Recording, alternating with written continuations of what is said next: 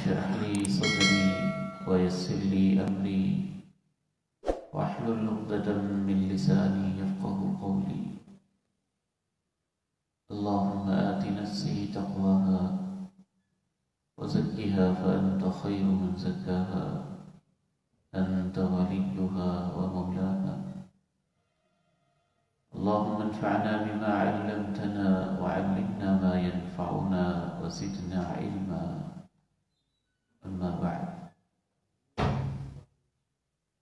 أعوذ بالله السميع العليم من الشيطان الرجيم من همزه ونفخه ونفثه. بسم الله الرحمن الرحيم. يا أيها الذين آمنوا قوا أنفسكم وأهليكم نارا وقودها الناس والحجارة عليها ملائكة غلاظ شداد لا يعصون الله ما أمرهم ويفعلون ما يؤمرون.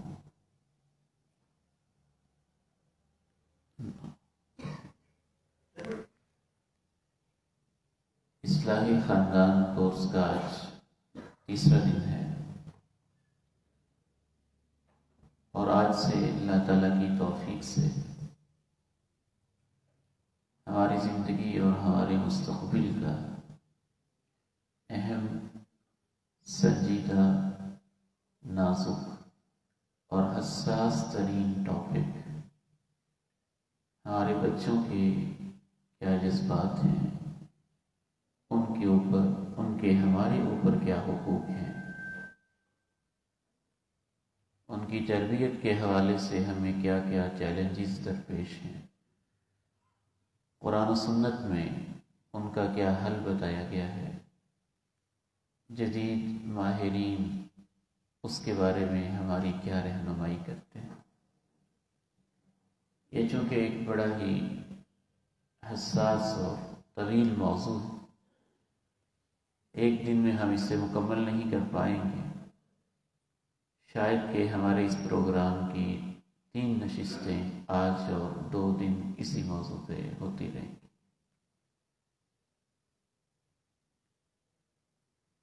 قرآن حکیم اور احادیث مبارکہ کی روشنی میں سب سے پہلی بڑی اہم سنجیدہ ترین بات یہ ہے کہ باپ کو اور ماں کو بحیثیت باپ اور ماں اپنی اس ذمہ داری کا احساس کرنا چاہیے کہ کائنات کی سب سے قیمتی ترین چیز انسان ہے، اور اللہ نے مجھے ایک انسان کا باپ اور ایک انسان کی ماں بنایا ہے، اور یہ سب سے بڑی نعمت ہے، اور جتنی بڑی نعمت ہے اس کے بارے میں سوال بھی اتنا بڑا ہوتا ہے۔ ثُمَّ لَتُسْأَلُنَّ يَوْمَئِذٍ عَنِ النَّعِيمِ، تم سے نعمتوں کے بارے میں پوچھا جائے گا۔ پانی کا ایک گلاس اگر ہم پیتے ہیں تو یہ اللہ کی نعمت ہے، روٹی کا ایک نوالا بھی نگلتے ہیں تو اللہ کی نعمت ہے، ایک سانس بھی اندر اتارتے ہیں تو اللہ کی نعمت ہے، پلک جھپک کر دیکھتے بھی ہیں تو اللہ کی نعمت ہے، ہمارے قدموں کی آہٹیں اور ہماری زبانوں کی جنبشیں، ہونٹوں کی حرکتیں اور ہاتھوں کے افعال، زبان کے بول، دماغ کی سوچ، یہ سب نعمتیں ہیں، اور ایک جیتا جاگتا، ہنستا کھیلتا، حشاش بشاش اگر اللہ نے کسی کو بچہ دیا ہے، بیٹا دیا ہے، بیٹی دی ہے، ماں کی گود کو آباد کر دیا ہے، باپ کے کندھوں پہ بٹھا دیا ہے، گھر کے آنگن کا اسے رونق بنا دیا ہے، تو یہ اتنی عظیم نعمت ہے، اگر اس کی قدر کی جائے تو ثواب بہت زیادہ ہے، اور اگر اس میں غفلت کی جائے تو اس کی سزا بھی بڑی سنگین ہے۔ رسول اللہ صلی اللہ علیہ وسلم نے امت کی یہی تربیت کی کہ جناب عبداللہ ابن عمر صحیح بخاری میں روایت کرتے ہیں کہ رسول اللہ صلی اللہ علیہ وسلم نے ارشاد فرمایا کلکم راع وکلکم مسئول عن رعیتہ، تم سب کے سب ذمہ دار ہو اور تم سب سے اپنی اپنی ذمہ داری کے بارے میں اللہ کی عدالت میں سوال ہونا ہے۔ راعی بنیادی طور پر اس چرواہے کو کہتے تھے جو بکریاں چراتا تھا اور بکریاں چرانے کی مزدوری لیتا تھا، وہ بکریوں کا مالک نہیں ہوتا تھا۔ بزرگ جانتے ہیں کہ سابقہ ادوار کے اندر سارے گاؤں کی بکریاں اور سارے گاؤں کی بھیڑیں اور گائیں اور بھینسیں ایک مزدور کو، چرواہے کو، چھیڑو کو دے دیتے کہ آپ چرائیں گے، ہم ماہانہ یا سالانہ آپ کی خدمت کرتے رہیں، تو اس کو راعی کہتے تھے۔ اور اگر ایک کسی کی بھی بکری کو کوئی نقصان پہنچتا، اس کی ٹانگ ٹوٹ جاتی، اس کا نقصان ہو جاتا، تو اس کا مالک اس سے پوچھتا کہ میری بکری کا نقصان کیوں کیا ہے تم نے؟ اللہ کے پیارے نبی علیہ السلام نے ارشاد فرمایا تم سب کے سب جس طرح سے وہ چرواہا اور وہ چھیڑو اور بکریاں چرانے والا اس کے ہاتھ میں وہ امانتیں ہوتی ہیں اور مالک اس سے پوچھتا ہے کہ تو نے میری فلاں بکری کا بھیڑ کا کیوں نقصان کیا ہے، یاد رکھو تم سب ذمہ دار ہو، سب کچھ تمہارے پاس امانت ہے اور عرشوں والے مالک نے تم سے پوچھنا ہے۔ پھر آپ نے اسپیشلی نام لے کے کہا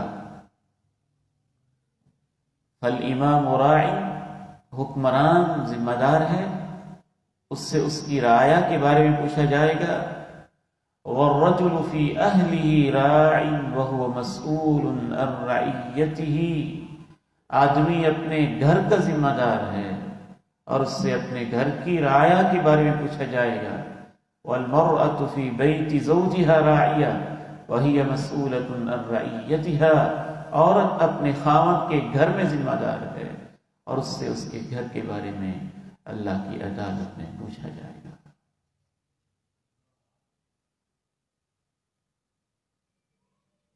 اگر اس نے ذمہ داری کو صحیح ادا کیا ہے تو اتنی بڑی نعمت ہے کہ یہ اولاد، یہ بیٹے اور خصوصاً بیٹیاں جن کے غم انسان کو زیادہ ہی گھائل کرتے اور جن سے تعلق کی خاص نوعیت ہوتی ہے، رسول اللہ صلی اللہ علیہ وسلم کی اہلیہ ہماری ماں جی عائشہ صدیقہ طاہرہ مطہرہ رضی اللہ عنہا ارشاد فرماتی ہیں میرے پاس ایک عورت مانگنے آئی،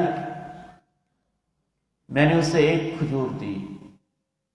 میں کبھی کبھی اس حدیث میں غور کرتا ہوں تو سوچوں میں گم ہو جاتا ہوں کہ ماں کی ممتا بھی کیا ہوتی ہے، نہ جانے وہ کتنے عرصے سے بھوکی تھی، کتنی محتاج تھی، اور اللہ کے پیغمبر کے کاشانے کا، آپ کے گھرانے کا، دولت کدے کے اندر فقر کا بھی کیا عالم تھا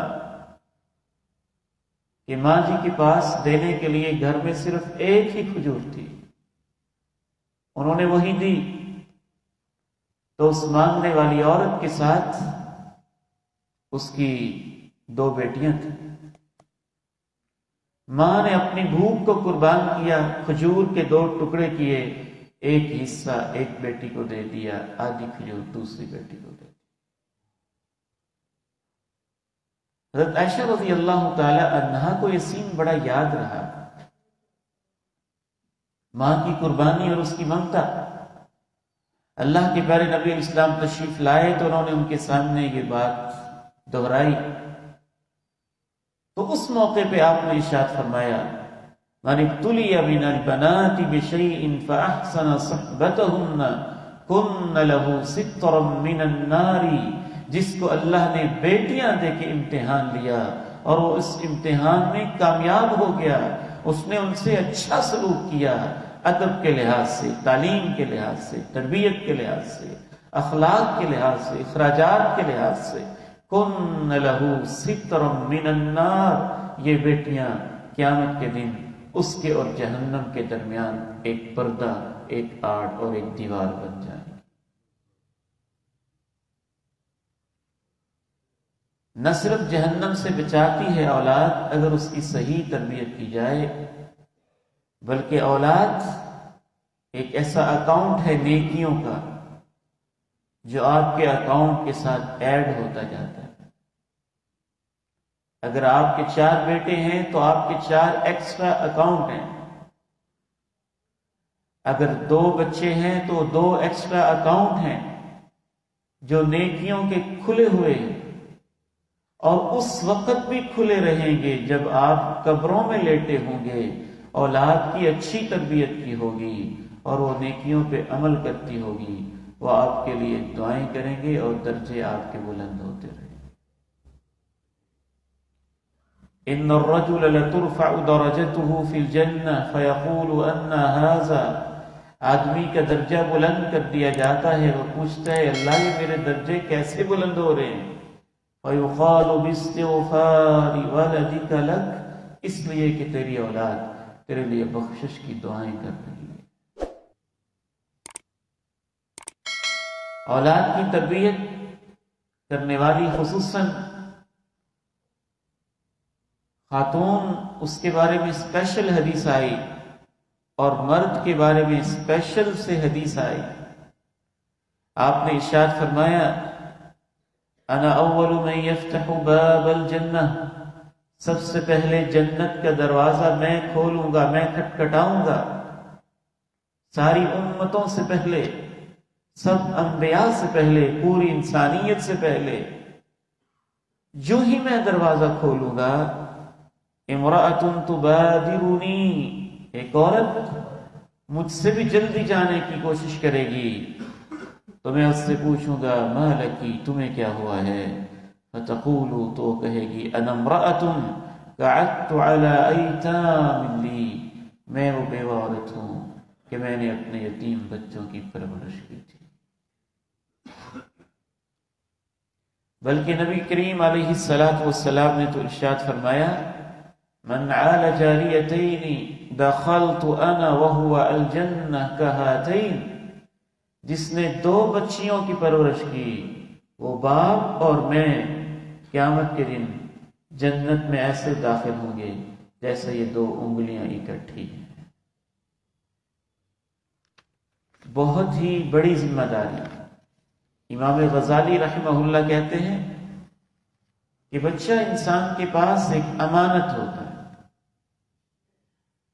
اللہ نے اس کو، انسان کو بالکل صاف شفاف کر کے دیا ہوتا ہے، اس کا دل صاف ہوتا ہے، شفاف ہوتا ہے، عادتیں فطری ہوتی ہیں، اخلاق اللہ رب العزت نے اس کے فطرت سلیمہ میں بنائے ہوتے ہیں، نہ وہ جھوٹ سے واقف ہوتا ہے، نہ خیانت سے واقف ہوتا ہے، نہ دھوکے سے آگاہ ہوتا ہے، نہ چوری سے جانتا ہے، کچھ نہیں جانتا ہوتا۔ امام صاحب فرماتے ہیں کہ یہ ماں باپ ہوتے ہیں جو چاہتے ہیں اپنے بیٹے کے سینے اور دل پہ لکھتے جاتے ہیں۔ مزید کہتے ہیں کہ جس طرح سے بچے کی فزیکل گروتھ ہوتی ہے، نطفہ، علقہ، مضغہ، معصوم سا بچہ، اس کے چھوٹے سے ہاتھ، چھوٹی سی پنڈلیاں، معصوم سے پاؤں اور معصوم سا چہرہ اور اس کی ادائیں، آہستہ آہستہ اس کی گروتھ ہوتی جاتی ہے۔ جس طرح اس کی ظاہری گروتھ ہو رہی ہوتی ہے، اسی طرح ہی اس کے کردار، اس کے اخلاق کی گروتھ ہو رہی ہوتی ہے۔ چند بنیادی اصول جو شریعت سے سمجھ میں آتے ہیں وہ ذرا آپ نوٹ کیجئے۔ سب سے پہلا اصول، رشتے کا انتخاب اس وقت سے آپ کی اولاد کا حق آپ کے اوپر شروع ہو جاتا ہے۔ خصوصاً میں اپنے نوجوان بیٹوں سے کہنا چاہتا ہوں، اپنے بھائیوں سے کہنا چاہتا ہوں، بیٹیوں سے کہنا چاہتا ہوں، سب سے بنیادی چیز رشتے کا انتخاب ہے۔ یہاں سے آپ کی اولاد کا حق شروع ہوتا ہے۔ اگر آپ اپنے لیے رشتہ پسند کرتے ہوئے کردار، اخلاق، ایمان، عفت، پاکدامنی، حیا، شرم، نماز، عبادت، عقیدہ، کسی چیز کو نہیں دیکھ رہے، بس ساری توجہ شکل پہ ہے، ساری توجہ مال اور دولت پہ ہے، تو نہ صرف یہ کہ آپ اپنے اوپر ظلم کر رہے ہیں، آپ اپنے ہونے والی نسل کی تباہی کا خود انتظام کر رہے ہیں۔ وہاں سے اولاد کے حقوق شروع ہوتے ہیں،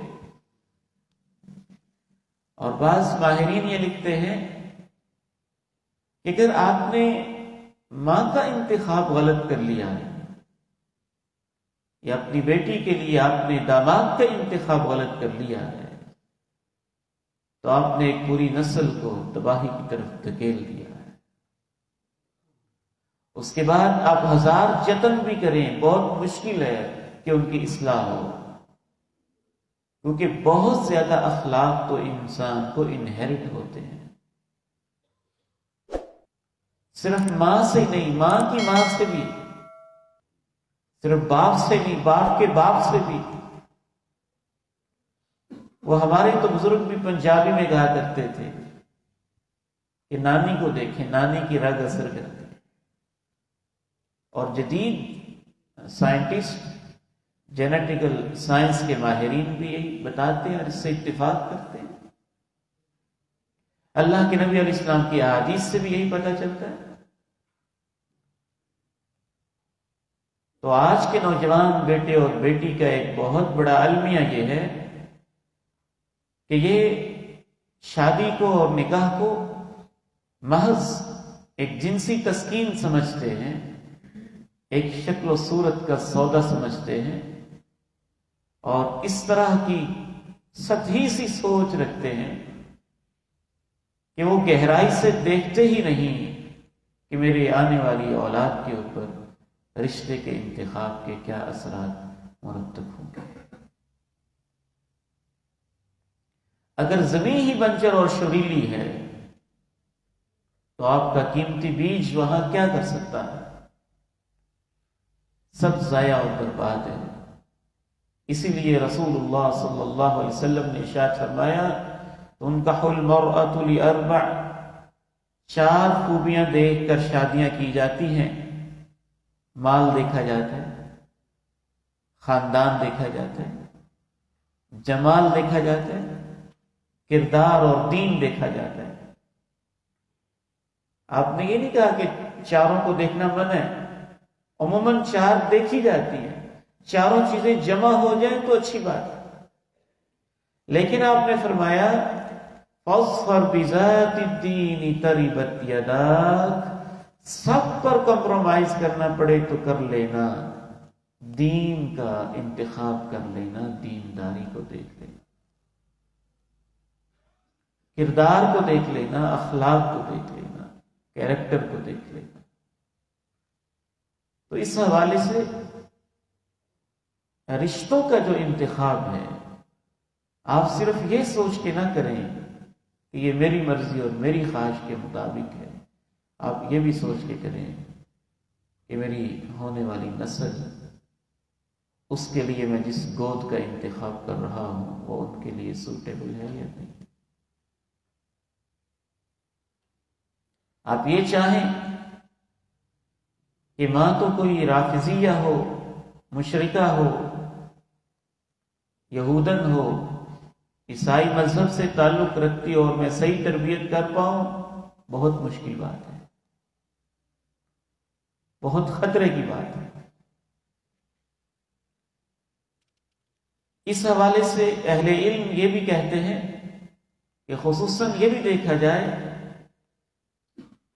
ہماری سوچ کے الٹ ہے، ویسے جو آج چلن چلتا ہے اس کے الٹ ہے، اور یہ اب جو بیچارے انگریز ہیں دھکے کھا کھا کے وہ بھی کچھ نہ کچھ ماننے پہ مجبور ہو رہے ہیں، وہ عورت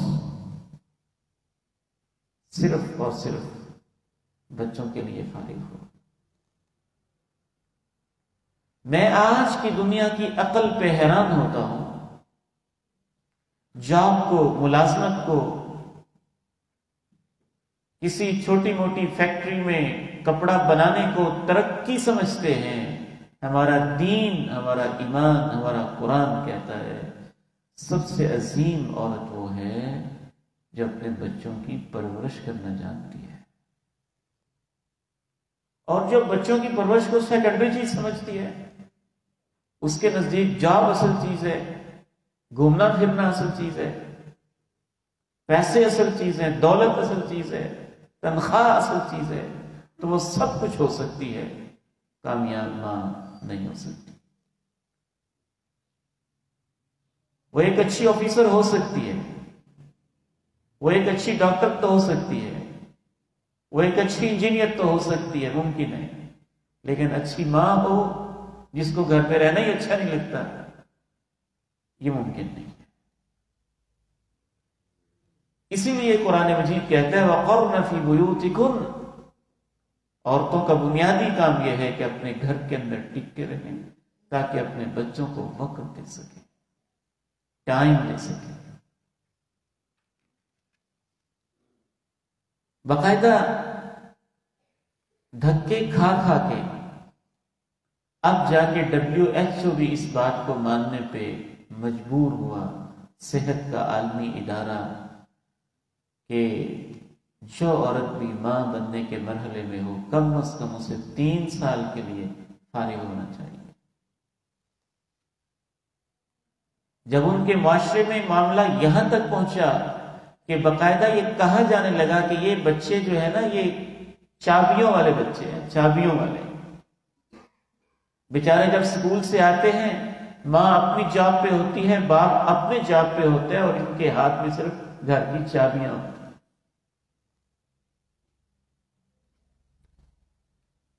اس لیے ان ساری چیزوں پہ غور و فکر کرنا بہت ضروری ہوتا ہے اور بہت اہم ہوتا ہے، اور یہ اولاد کے حقوق میں ساری چیزیں شامل ہیں۔ گھر سے باہر عورت جتنا بھی وقت دے گی، حقیقت میں وہ بچوں کا وقت چرا کر ہی دے گی، اور اگر وہ اتنا زیادہ وقت ہو جائے کہ بچے بالکل ہی متاثر ہو جائیں تو یہ اولاد کی حق تلفی کی ایک شکل بن جاتی ہے۔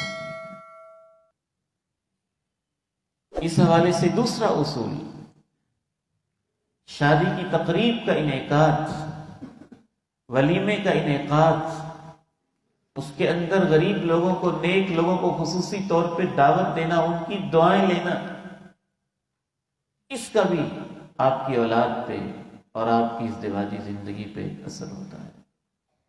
تیسری اہم چیز، میاں بیوی کا باہمی تعلق قائم کرنا، اور اس موقع پہ اللہ کو یاد کرنا، اور جو اللہ کے پیارے نبی علیہ السلام نے مخصوص دعا سکھائی ہے وہ دعا پڑھنا، یا بالکل ہی بھول جانا اور عجب انداز سے وہ لمحات گزارنا، اس کا بھی ہونے والی اولاد پر اثر ہوتا ہے۔ چوتھی چیز، دعاؤں کو بھی سیکھنے کی ضرورت ہے۔ ہم لوگ یہی دعا کرتے ہیں اللہ بیٹا دے دے، اللہ بیٹی دے دے۔ انبیاء کرام نے کبھی یہ دعا نہیں کی تھی صرف بیٹا بیٹی دے دے، ان کی دعا ہوتی تھی رب ہب لی من الصالحین، اے اللہ بہت نیک اولاد دے دے، نیک بیٹا دے دے، نیک بیٹی دے دے، نیک اولاد دے دے۔ تو اس میں یہ اس الفاظ کا اضافہ ضرور ہونا چاہیے جو ہمارے لیے آنکھوں کی ٹھنڈک ہو، جو نیک ہو، صالح ہو۔ ایک پانچواں اہم اصول اور مرحلہ جس کی ہمارے معاشرے میں تربیت کی بہت زیادہ ضرورت ہے، اور خصوصاً جو میری مائیں سن رہی ہیں بڑی عمر کی، ان سے ہم ہاتھ باندھ کر یہ گزارش کریں گے کہ جب آپ کے گھر کی ایک بہو پریگننسی اور حمل کی حالت میں ہوتی ہے تو اس بہو کا بھی اور اس کے پیٹ میں بچے کا بھی حق ہوتا ہے، اور وہ بھی حقوق کا ایک اہم مرحلہ ہوتا ہے۔ ہمارے معاشرے میں جو بھی ہم چڑچڑاہٹ دیکھتے ہیں، غصیلا پن دیکھتے ہیں، سخت رد عمل دیکھتے ہیں، عجیب و غریب حرکات دیکھتے ہیں، یہ اصل میں ہماری اپنی ہی کمائیاں ہوتی ہیں، ہماری اپنی ہی کمائیاں ہوتی ہیں۔ بہو کو آرام کی ضرورت ہے اور مجال ہے کہ ساس آرام دینے کے لیے تیار ہو۔ 5 ماہ، 6 ماہ، 7 ماہ، 8 ماہ کا جو معصوم بچہ پرورش پا رہا ہے، ماہرین یہ بتاتے ہیں سکون اور خوف کی فیلنگز، شجاعت یا بزدلی کی فیلنگز، غصے کی یا تحمل کی فیلنگز، سستی کی یا ایکٹیونیس کی فیلنگز، محنت کی یا کاہلی کی فیلنگز، بہت ساری فیلنگز تو وہ ہوتی ہیں کہ بچہ ماں کے پیٹ میں پیدائش سے پہلے ہی ماں کے پیٹ کے اندر سیکھ چکا ہوتا ہے۔ 1-2 دن کا بچہ کے امپریشنز نہیں آپ کو دیتا، وہ رد عمل نہیں دیتا۔ اگر اس کی ماں کو 9 مہینے گالیاں پڑتی رہی ہیں، تھپڑی پڑتے رہے ہیں، دودھ تک اس کی اپنی ضرورت کے لیے پورا نہیں ہوا ہے، اور اس کے آرام کا اور راحت کا کسی نے خیال تک نہیں کیا ہے، تو صرف وہ ایک بہو پہ ظلم نہیں ہو رہا ہے، وہ اولاد کی حق تلفی ہو رہی ہے اور ایک نسل کے اوپر ظلم ہو رہا ہے۔ اس لیے اللہ اور اللہ کے رسول علیہ الصلاۃ والتسلیمات نے حالت حمل میں تو مخصوص احکامات دیے، حتیٰ کہ وہ عورت جس کے پیٹ میں ایک ناجائز بچہ تھا، اللہ کے نبی علیہ السلام نے اس کے اوپر بھی حد قائم نہیں کی تھی، کہا جب تک بچے کی ضروریات پوری نہ ہو جائیں۔ ایک چھٹا اصول، پیدائش کے فوراً بعد ایک خاص اہتمام، ایک خاص کلچر، ایک خاص ثقافت، ایک خاص تمدن، خاص روایات اور آداب جو ہمارا دین دیتا ہے، شاید دنیا کے کسی اور مذہب میں اس طرح سے نہیں ہوتا ہوگا۔ اس کو گڑتی دینا، نیک اور صالح بندے سے اس کا اچھا نام رکھنا، عقیقہ کرنا، سر کے بال مونڈنا اور بالوں کے برابر چاندی اللہ کی راہ میں، بالوں کے وزن کے برابر چاندی اللہ کی راہ میں صدقہ و خیرات کرنا، اس کے کان میں اذان کی صدا بلند کرنا، یہ سب کیا ہے؟ یہ سب بچے کے حقوق ہیں، آداب ہیں، اور بچے کی تربیت ہی تو ہو رہی ہے، اور اس کی زندگی کے اوپر گہرے اثرات مرتب ہوتے ہیں۔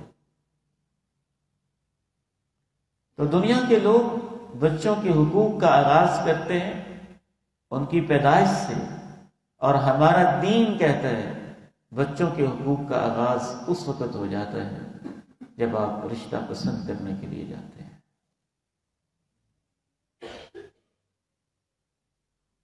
اور ترتیب کے ساتھ رشتے کے انتخاب سے لے کر ولیمے نکاح تک، ازدواجی تعلقات سے لے کر حالت حمل تک، بچے کی پیدائش سے لے کر پھر اس کی رضاعت کا مرحلہ، دودھ پلانے کا مرحلہ، جس سے آج کل بہت ساری مائیں غلط پروپیگنڈا کی وجہ سے جان چھڑانا چاہتی ہیں، یا ہم ویسے ہی خیال نہیں کرتے ان کی ضروریات کا، اس کے بھی بچے کی نفسیات کے اوپر، سوچوں کے اوپر اور اس کے کردار کے اوپر اثرات مرتب ہوتے ہیں۔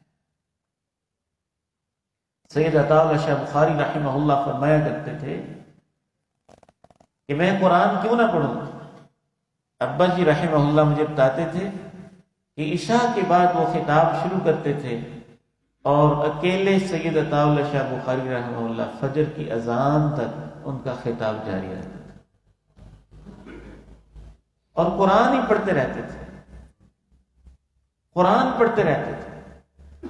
انگریزوں کا دور تھا تو ایک انگریز نے ان کا نورانی چہرہ، قرآن کی آواز دیکھی اور کہا کہ جس قوم کے پاس ایسے خطیب ہوں ان کو ہم زیادہ دیر غلام نہیں رکھ سکتے۔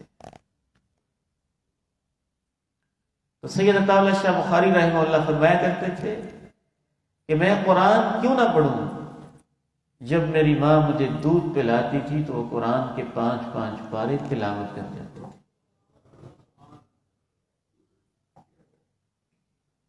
تو مائیں پریگنینسی کے مرحلے میں جو دیکھتی ہیں، جو سنتی ہیں، جو سوچتی ہیں، جو ان کی فیلنگز ہوتی ہیں، جو ان پہ ظلم ہوتا ہے، یا وہ خود جو برے مناظر دیکھتی ہیں، جو ان کو گالیاں دی جاتی ہیں یا جو وہ خود گالیاں دیتی ہیں، جو وہ ظلم سہتی ہیں اور جو وہ ظلم کرتی ہیں، جو وہ لڑائیاں دیکھتی ہیں اور جن لڑائیوں میں وہ شرکت کرتی ہیں، یہ سب اصل میں بچے پر ہی ظلم ہو رہا ہے۔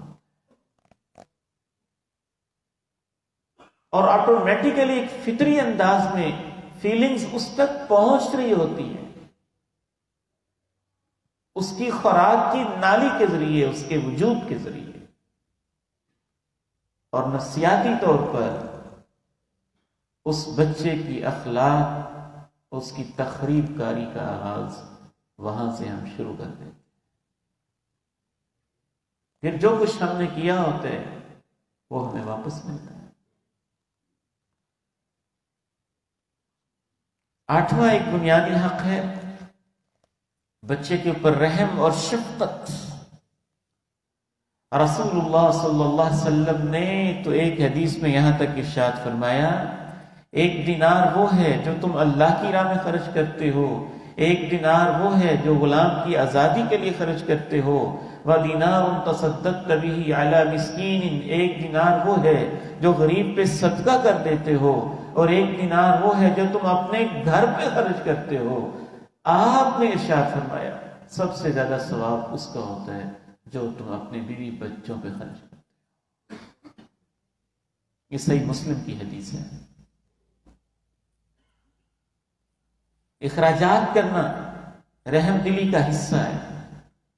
بچے کو گود میں اٹھانا، حضرت ام قیس اپنا ایک بچہ لے کے آئی، اللہ کے پیارے نبی کا حقیقی بیٹا نہیں ہے، امت کی بیٹی کا بیٹا ہے، آپ نے اس کو بھی اپنی گود میں بٹھایا، حتیٰ کہ اس بچے نے امام کائنات کی گود میں پیشاب کر دیا، آپ نے حکم دیا، چھینٹے لگائے گئے اور اس طرح سے اس کپڑے کو پاک کیا گیا۔ یہ صحیح بخاری کی حدیث۔ بچے کو بوسہ دینا نبی علیہ الصلوۃ والسلام کی سنت ہے، اور اس دور کے اندر جب مردوں کے لیے بچوں سے پیار کرنا معیوب سمجھا جاتا تھا، لوگ کہتے تھے یہ تو عورتوں کا کام۔ تو اقرا بن حابس نے جب دیکھا تو کہا، اللہ کے پیارے نبی آپ بچے سے بڑا پیار کر کے بوسہ دے رہے، میرے تو 10 بچے ہیں، میں نے کبھی کسی کو پیار نہیں کیا۔ اللہ کے پیارے نبی علیہ السلام نے اس کی طرف غور سے دیکھا اور کہا، من لا یرحم لا یرحم، جو رحم نہیں کرتا اس پر رحم نہیں کیا جاتا۔ عبادت کے دوران بھی اللہ کے پیارے نبی علیہ السلام بچوں کا خیال رکھتے تھے۔ کوئی ایک نماز تھی، جناب عبداللہ ابن شداد کہتے ہیں میں اللہ کے نبی کے پیچھے تھا، آپ نے نماز کی حالت میں حسن یا حسین کو اٹھایا ہوا تھا، یہ جنت کے شہزادے رضی اللہ عنہما۔ اللہ کے نبی علیہ الصلوۃ والسلام آگے بڑھے، آپ نے بچے کو اٹھایا ہوا تھا، نماز کے لیے آگے بڑھے، اس کو یوں نیچے بٹھا دیا، پھر آپ نے نماز شروع کر دی۔ جب آپ سجدے میں گئے تو بچہ آپ کی کمر پہ چڑھ کے بیٹھ گیا، جماعت کرواتے مصلی امامت پہ، اور بچہ آپ کی کمر مبارک پہ چڑھ کے بیٹھ گیا، تو بہت لمبا آپ نے سجدہ کیا۔ جناب عبداللہ ابن شداد کہتے ہیں کہ میں نے نماز کی حالت میں ہی اپنا سر اٹھا کے دیکھا کہ کیا ہو گیا، اللہ کے پیارے نبی نے اتنا لمبا سجدہ کر دیا۔ پتہ چلا کہ مجبوری میں بندے سے ایسا فعل ہو جائے تو اس سے نماز نہیں ٹوٹے گی، غیر اختیاری طور پہ ان سے ہو گیا۔ کہتے میں نے سر اٹھا کے دیکھا تو میں نے دیکھا کہ جناب حسن یا حسین آپ کی کمر مبارک پہ چڑھ کے بیٹھے اور آپ سجدے کی حالت میں. تو جب میں نے دیکھ لیا تو میں پھر دوبارہ سجدے میں چلا گیا. نبی علیہ السلام نماز سے فارغ ہوئے تو لوگوں نے کہا اللہ کے پیارے نبی آج آپ نے ایک سجدہ بہت لمبا فرمایا ہے. ہمیں خدشہ سا ہونے لگا کہیں کوئی حادثہ ہو گیا ہو نہ ہو گیا ہو یا شاید کوئی وحی آ رہی ہے. آپ نے فرمایا نہ کوئی حادثہ ہے نہ کوئی وحی ہے، کچھ نہیں ہوا. وَلَكِنَّ ابْنِي ارْتَحَلَنِي فَكَرِهْتُ أَنْ أُعَجِّلَهُ حَتَّى يَقْضِيَ حَاجَتَهُ. میرے بیٹے نے مجھے اپنی سواری بنا لیا تھا اور میرے اوپر چڑھ گیا تھا. میں نے کہا کہ جب تک یہ خود نہیں اٹھے گا میں بھی اپنا سر نہیں اٹھاؤں. ایسی شفقت، ایسی محبت. یہ سنن نسائی کی حدیث ہے، 1141 حدیث نمبر. بلکہ آپ فرماتے ہیں میں نماز میں داخل ہوتا ہوں، میرا ارادہ ہوتا ہے کہ آج لمبی قرات کروں گا. بچے کے رونے کی آواز آتی ہے تو میں اپنی نماز کو مختصر کر دیتا ہوں. یہ بھی صحیح بخاری کی حدیث ہے. بعض لوگ اپنے بچوں کے ساتھ تو بڑے مہربان ہوتے ہیں اور دوسرے کے بچوں کو اللہ تعالیٰ معاف فرمائے وہ جانور کے بچے جتنی بھی اہمیت نہیں دیتے. اپنے بچے سب کچھ ہیں اور دوسروں کے بچے وہ تو بس ایرے گہرے نتو خیرے، کیا ان کے لیے ان کی اہمیت ہے. نبی علیہ السلام کی سنت مبارکہ یہ تھی کہ آپ جیسے اپنے بچوں سے پیار کرتے تھے دوسرے بچوں سے بھی آپ پیار کرتے تھے. نماز کو آپ نے مختصر کیا کسی دوسرے بچے کے لیے، حتیٰ کہ وہ بچے جو آپ کی خدمت کرنے والے تھے ان میں سے ایک معصوم بچہ ہے جناب انس رضی اللہ تعالی عنہ. 10 سال کی ان کی عمر تھی جب آپ کی خدمت میں آئے. 10 سال انہوں نے خدمت کی. 20 سال کی عمر تھی جب اللہ کے پیارے نبی اللہ کے پاس پہنچ گئے. جناب انس کہتے ہیں میں نے آپ کی 10 سال خدمت کی. جھڑکنا، مارنا، ڈانٹنا تو بات کی بات ہے، ان 10 سالوں کے اندر اللہ کے پیارے نبی نے مجھے ایک دفعہ اف بھی نہیں کہا.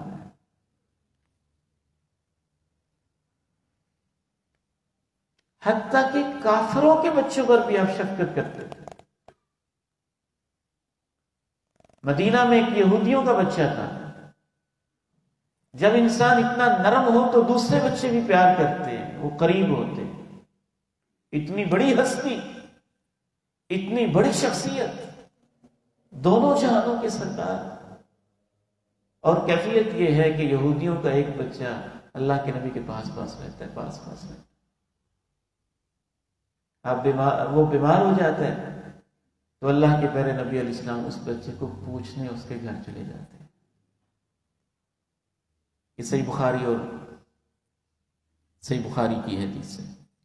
جب گھر چلے جاتے ہیں تو اس کے سرہانے بیٹھ جاتے ہیں. آپ کہتے ہیں بیٹا اب کلمہ ہی پڑھ لیں، لا الہ الا اللہ ہی پڑھ لیں. تو بچے کا ابو پاس بیٹھا تھا، وہ اپنے ابو کی طرف دیکھتے ہیں. ابو کے دل میں بھی اللہ ایسا رحم ڈالتے ہیں کہ ابو کہہ دیتے ہیں اتے ابو القاسم، اے میرے بیٹے آج تم وہ مان ہی لو جو قاسم کے ابو کہہ رہے ہیں، جو مسلمانوں کے نبی کہہ رہے ہیں صلی اللہ علیہ وسلم. تو بچہ کلمہ پڑھ لیتا ہے، مسلمان ہو جاتا ہے. آپ وہاں سے باہر آتے ہیں اور کہتے ہیں اللہ تیرا شکر ہے کہ تو نے میرے ذریعے ایک شخص کو جہنم سے بچا لیا. صرف یہی نہیں، باقاعدہ بچوں سے یہ کہنا کہ بیٹا مجھے آپ سے پیار ہے، آپ مجھے اچھے لگتے ہیں، مجھے آپ سے محبت ہے. اس میں کوئی شرم نہیں محسوس کرنی چاہیے. اللہ کے پیارے نبی علیہ السلام نے حسن و حسین کو پکڑا، یوں ان کی ٹھوڑی کے نیچے ہاتھ رکھا، ایک ہاتھ یوں رکھا، آسمانوں کی طرف نگاہ اٹھائی، صحابہ کی طرف متوجہ ہوئے، کہا اللہم انی احبہما، اللہ میں اپنے ان نواسوں سے محبت کرتا ہوں اور میری دعا ہے کہ تو بھی میرے نوازوں سے محبت فرما۔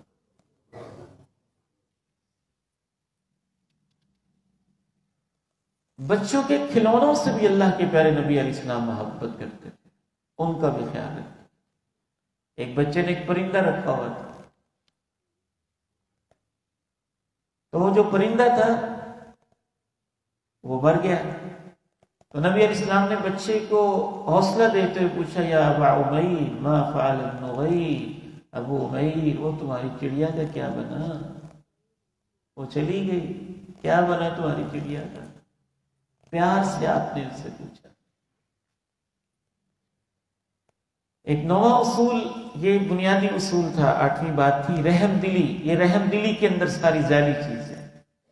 بچوں کی حوصلہ افزائی کرنا، ان کو موٹیویٹ کرنا، ان کو اپریشیٹ کرنا، ان کی تعریف کرنا، اور اچھے انداز سے وضاحت کے ساتھ تعریف کرنا، حتیٰ کہ ان کے کپڑوں کی تعریف کرنا۔ بیٹے ماشاءاللہ آپ کے کپڑے بہت پیارے لگ رہے ہیں، آج آپ نے بہت پیاری تلاوت کی ہے، آج آپ بہت اچھے طریقے سے ملے ہو، آج آپ نے اپنی آپی کو بہت اچھے طریقے سے ڈیل کیا ہے۔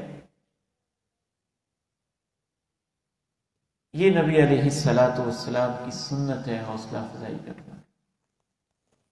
ایک بچی ہے، حبشے سے آئی ہے،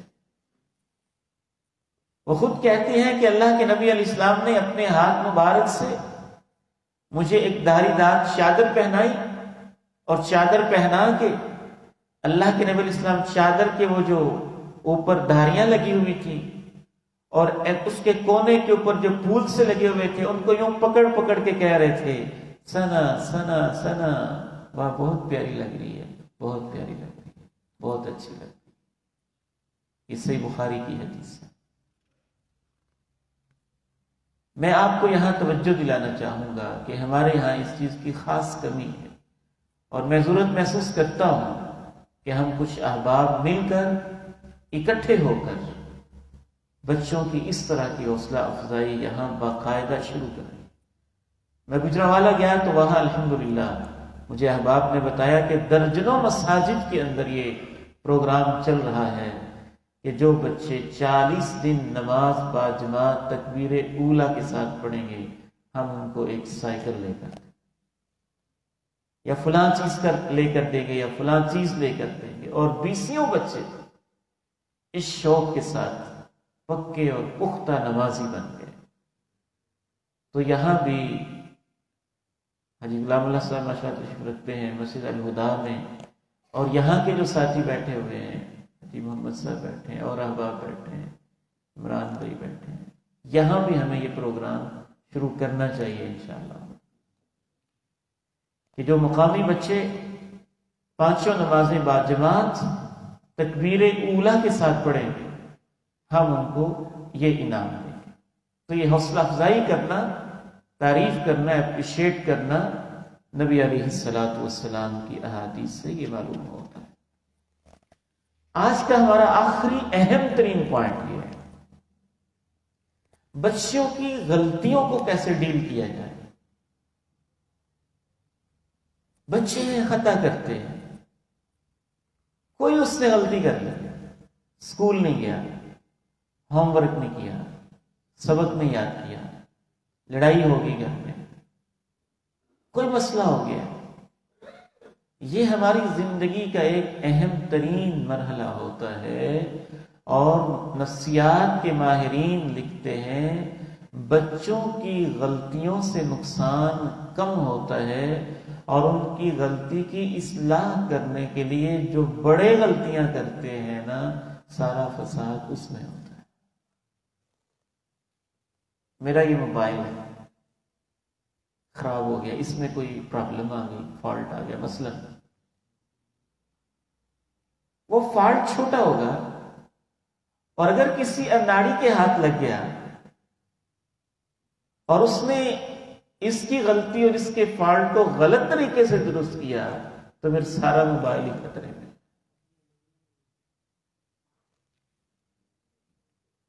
بلکہ اس حوالے سے امام ابن قیم الجوزیہ رحمہ اللہ نے ایک عظیم بات لکھی، فرماتے ہیں کہ زیادہ تر دنیا کے اندر جو انسان بگڑتے ہیں، ان کے اخلاق، ان کے اعمال، ان کی زبانیں، ان کے رویے، ان میں ان کے والدین کا ایک بنیادی ہاتھ ہوتا ہے، وہ اس کی ایک اہم وجہ ہوتے ہیں۔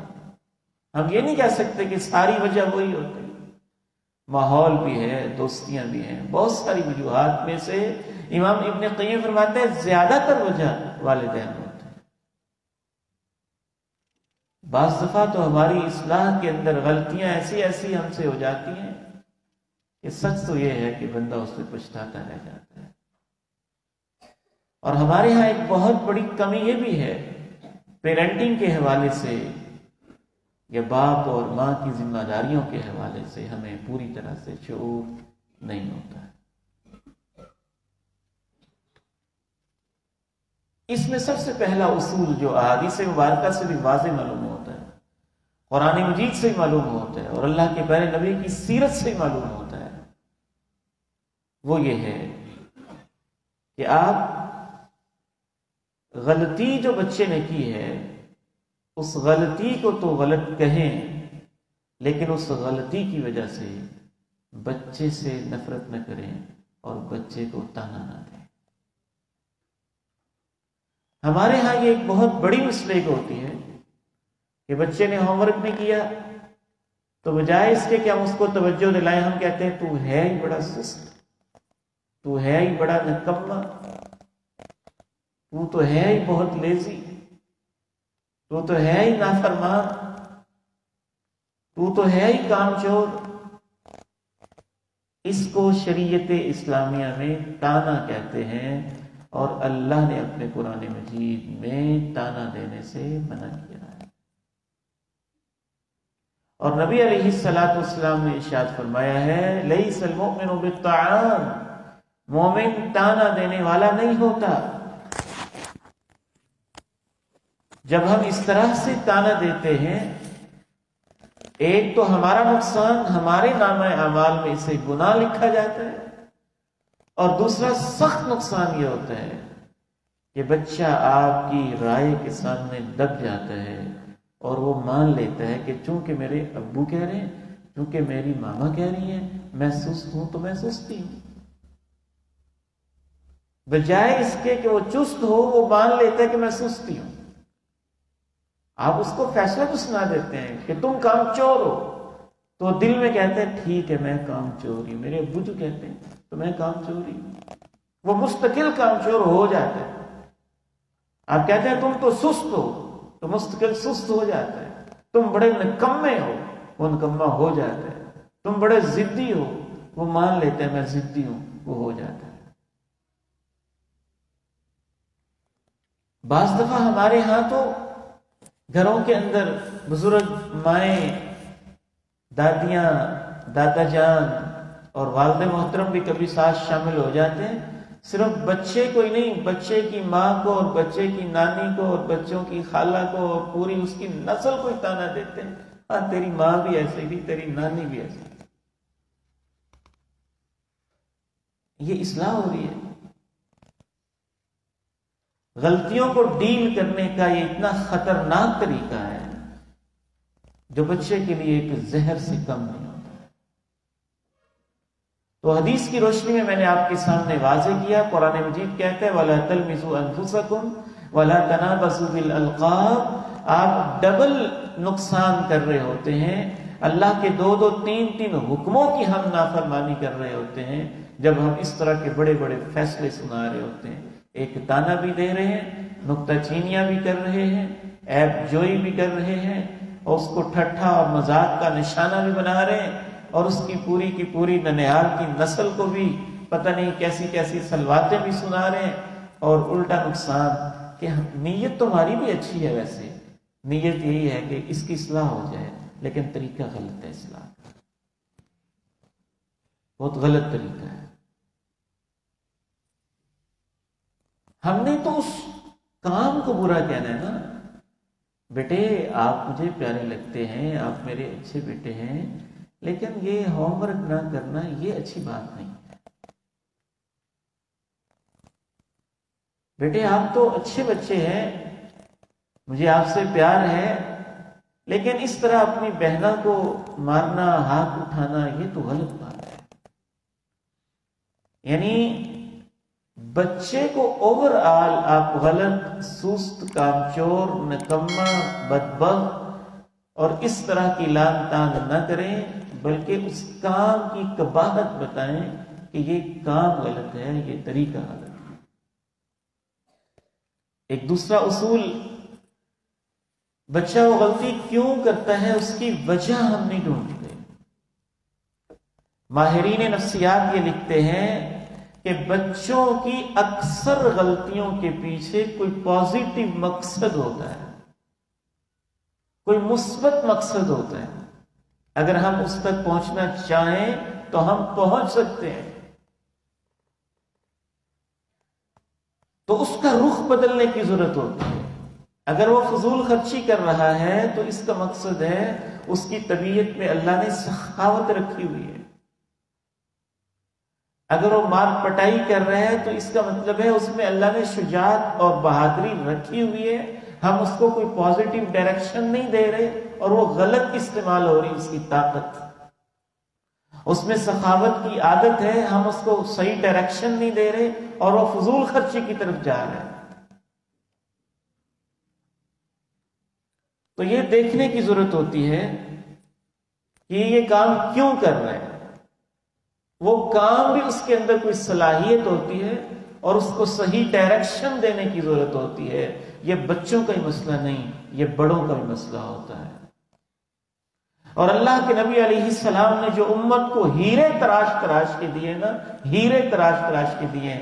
آج میں ایک عربی کتاب پڑھ رہا تھا اور اس کا رائٹر یہ لکھ رہا تھا، باپوں سے بڑی معذرت کے ساتھ کہتا تھا، اللہ ہمیں ہیرے دیتا ہے اور ہم ان کے ساتھ لوہاروں والا سلوک کرتے ہیں۔ اللہ ہمیں سونا چاندی ہیرے موتی دیتا ہے اور ہم لوہاروں کی طرح ہتھوڑے مار کے ان کو ڈیل کرتے ہیں اور ان کی نفسیات کو تباہ کر کے رکھ دیتے ہیں۔ تو ماہرین نفسیات یہ لکھتے ہیں، نبی علیہ السلام نے دنیا کا جو عظیم ترین کارنامہ سر انجام دیا، آپ جانتے ہیں جناب عمر فاروق آپ کے آنے سے پہلے کیا کر رہے تھے؟ کبھی اس کو مارا، کبھی اس کو مارا، کبھی اس پہ تلوار اٹھائی، کبھی اس پہ تلوار اٹھائی۔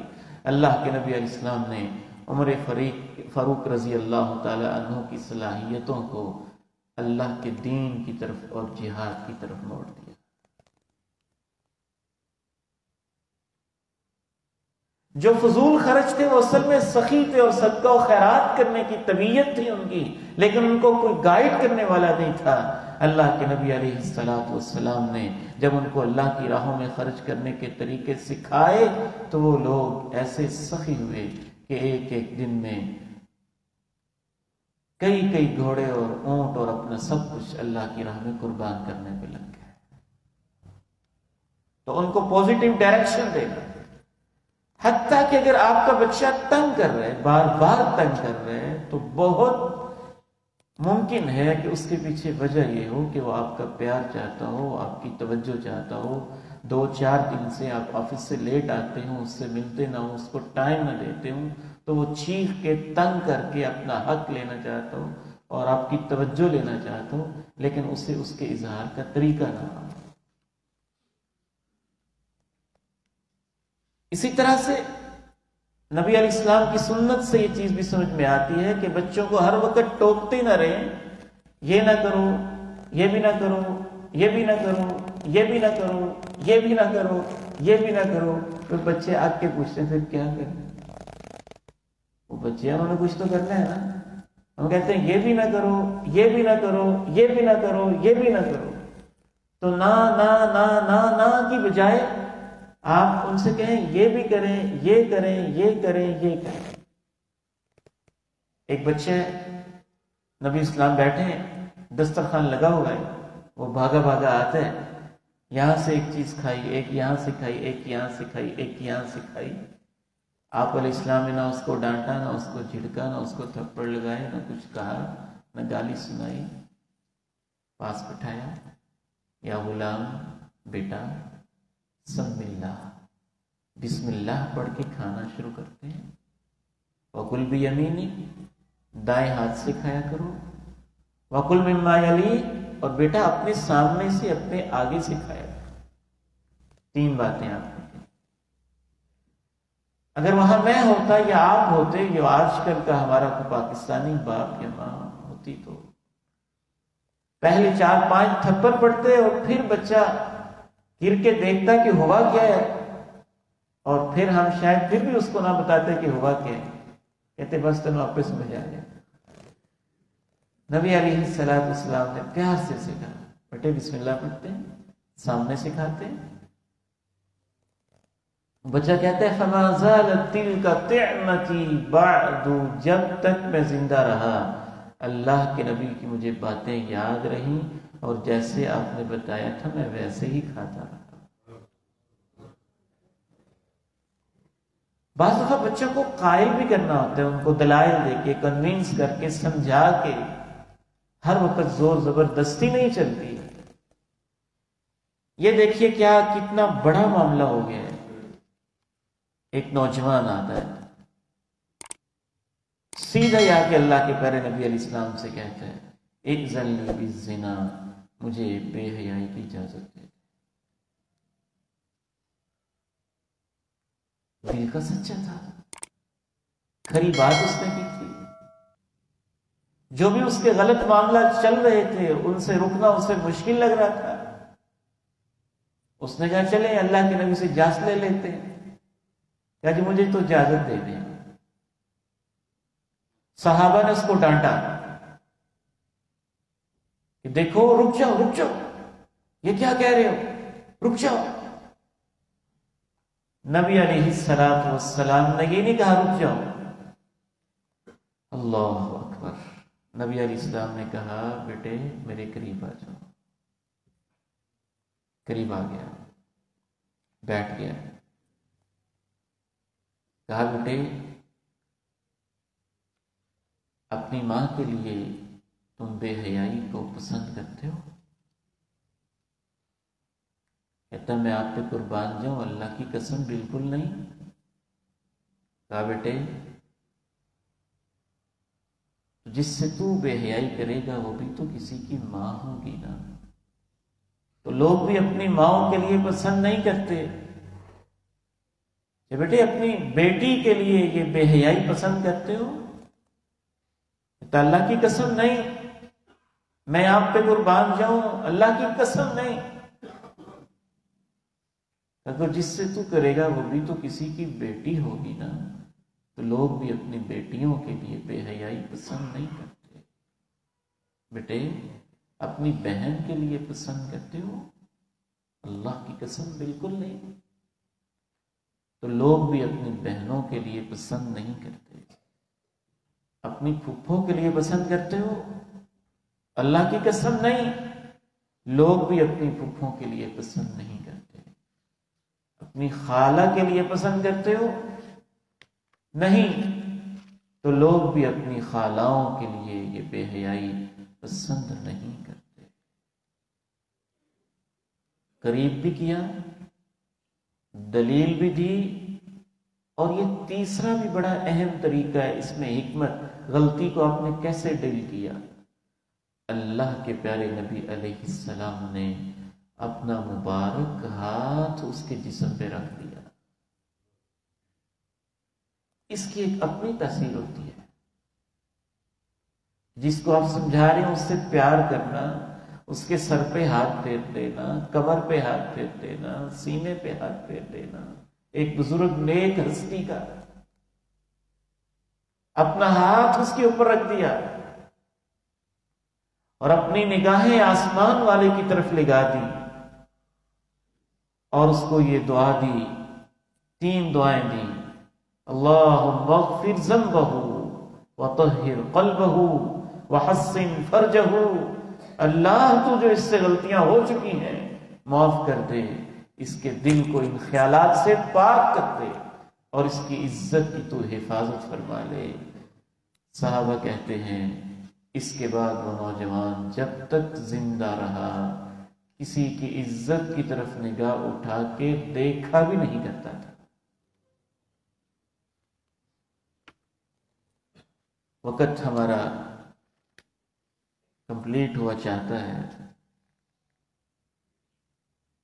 ایک آخری گزارش کر کے تو انشاءاللہ تعالی بقیہ باتیں کل ہم ڈسکس کریں گے۔ ایک عرب کے رائٹر،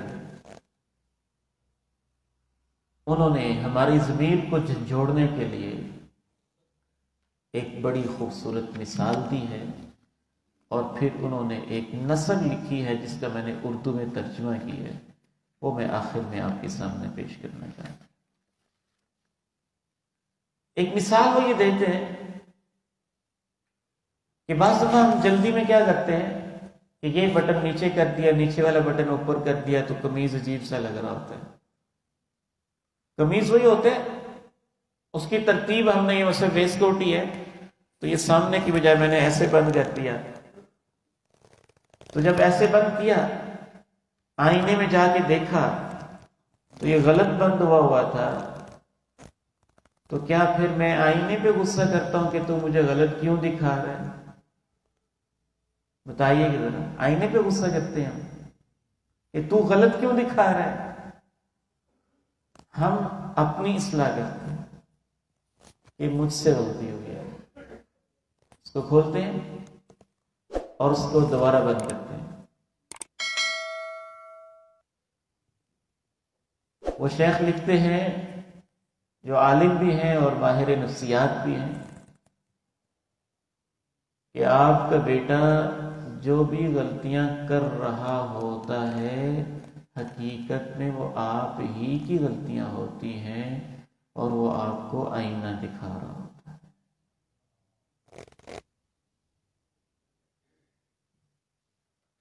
اب ہم اس کی بجائے کہ اپنی اصلاح کریں اس آئینے کو توڑتے ہیں،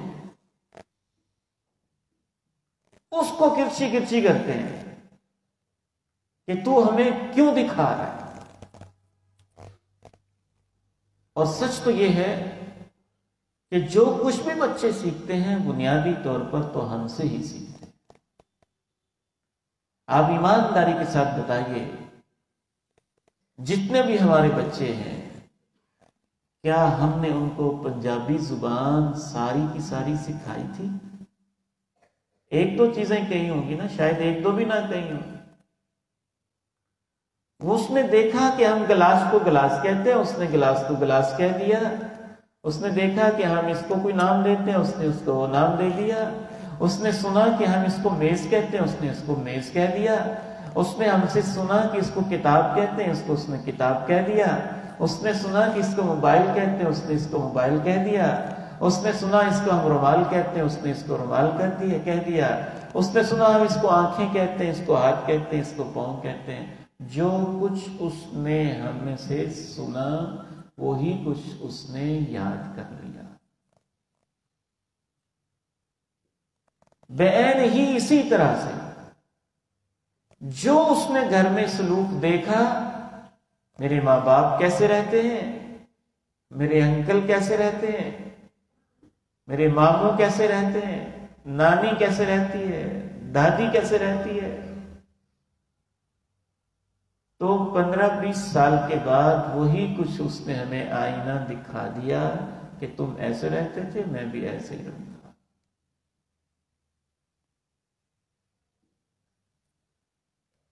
ہم نے تو اس کو جاسوسی پہ لگایا تھا نا، جاؤ دیکھ کے اور چاچی کیا کرتی ہے اور مامی کیا کرتی ہے اور فلاں کیا کرتی ہے اور فلاں کیا کرتی ہے، مجھے بتاؤ۔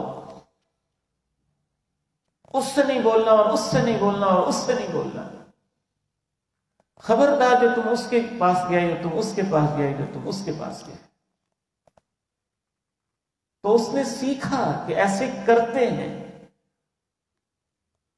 تو بڑا ہو کے پھر اس نے اپنی مرضی کے ساتھ ہمیں ہمارا آئینہ دکھایا۔ بچوں کی تربیت سے زیادہ ہماری تربیت کی ضرورت ہے۔ ہم یہ سمجھتے ہیں کہ لیکچر دینے سے بچے ٹھیک ہو جاتے ہیں. بچے ہمارا عمل دیکھ کے ٹھیک ہوں گے، ہمارا رویہ دیکھ کے ٹھیک ہوں گے. ایک باپ 30-40 سال کا بے نماز ہے اور وہ اذان کے وقت لحاف میں لیٹا ہوا ہے اور اپنے بیٹے کو گالی دے کے کہہ رہا چل جا کے قاری صاحب کے پاس پڑھ اور مسجد میں نماز پڑھ کے آ. یہ کیسی تربیت ہے؟ یہ کیسا انداز ہے؟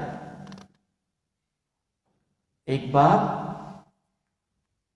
جو اپنی بیوی پہ ہاتھ اٹھاتا رہے اور اپنے بچوں کے سامنے اٹھاتا رہے، کس منہ سے بیٹے کو کہتا ہے کہ بہنوں کو مارنا نہیں ہے؟ ایک باپ جو اپنے بیٹے کو خود کہتا رہے جاؤ جا کے بتاؤ میں سویا ہوا ہوں، جھوٹ کی ٹریننگ دیتا رہے، اب کس منہ سے کہتا ہے کہ جھوٹ نہیں بولنا؟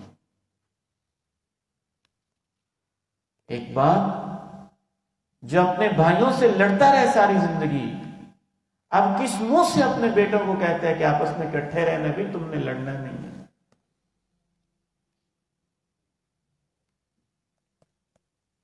تو وہ عرب رائٹر کہتے ہیں کہ بچے ہمیں ہمارا آئینہ دکھاتے ہیں. جو ان کی غلطیاں ہیں وہ اصل میں ہماری ہوتی ہیں، جو کچھ وہ کر رہے ہوتے ہیں وہ اصل میں ہم نے خود ہی سکھایا ہوتا ہے. ڈائریکٹ یا انڈائریکٹ سکھانا یہ نہیں ہوتا کہ آپ نے ان کو کہا ہو کہ جھوٹ بولا کرو. اصل سکھانا یہی ہے کہ آپ ان کے سامنے جھوٹ بولتے رہے. اصل سکھانا یہی ہے کہ آپ ان کے سامنے لڑتے رہے. اصل سکھانا یہی ہے کہ آپ ان کے سامنے پٹائیاں کرتے رہے، تو جیسے وہ دیکھیں گے ویسے ہی وہ کرے. بہت ہی نازک، بڑا ہی گمبھیر اور بڑا ہی حساس معاملہ ہے. اللہ تعالیٰ اس معاملے میں ہماری مدد فرمائے. تو وہ کہتا ہے اے بچوں تم بڑے ہی قابل رحم ہو، تم ہمارے بیٹے ہو. اکثر ہم اپنی غلطیوں پر بھی تمہیں سزائیں دیتے ہیں. تم بیچارے ہو، تم قابل رحم ہو. اپنی ہی کوتاہیوں پر ہم تمہارے اوپر ظلم کرتے رہے ہیں. جو ہمارے کردار سے تم نے سیکھا تھا آج تم وہی کرتے ہو تو ہم تمہیں ڈانٹتے ہیں. اے ہمارے بچوں تم تو بے بس ہو. ہم انہیں کمزوریوں پہ تمہیں لان تان کرتے ہیں جو کمزوریاں تم سے زیادہ ہم نے پائی جاتی. اے بچوں تم قابل ترس ہو. جو ہم نے خود ساری زندگی نہیں کیا وہ ہم پریشر ڈال کے تم سے کروانا چاہتے ہیں. تم تو ایک آئینہ ہو، تمہارے اندر ہمیں اپنی غلطیاں دکھائی دیتی ہیں، لیکن ہم اپنی بری شکل کو درست کرنے کی بجائے آئینے کو توڑ دیتے ہیں. تم بے بس ہو، تم بیچارے ہو. ہم اپنی غلطیوں کا بوجھ تمہارے کندھوں پہ ڈالتے ہیں، لیکن تم اتنے اچھے ہو بچوں کہ تم پھر بھی ہم سے محبت کرتے ہو، درگزر کرتے ہو اور رحم کرتے ہو، کیونکہ تمہارے دل ابھی صاف ہیں. بچوں ہم شرمندہ ہیں. اللہ تعالیٰ سے دعا ہے میری اور آپ کی اصلاح فرمائے اور ہمیں اپنی ذمہ داریوں کو سمجھنے کی توفیق عطا فرماتے. یہ گفتگو انشاءاللہ تعالیٰ جاری ہے، خصوصاً جب بچے ٹین ایج میں پہنچ جاتے ہیں، شادی بیاہ کے کچھ مراحل ہوتے ہیں، اور اس کے بعد ہمارا تیسرا دن اسپیشلی میڈیا کے حوالے سے جو چیلنجز ہیں اس پر بھی گفتگو ہوگی. اللہ تعالیٰ ہم سب کو عمل کی توفیق دے. آپ کا بیٹھنا اللہ تعالیٰ قبول فرما لے. ہم سب کی حاضری اللہ تعالیٰ اپنے ہاں قبول فرما لے. سبحانک اللہم و بحمدک اشہد ان لا الہ الا انت استغفرک و اتوب الیک. لا الہ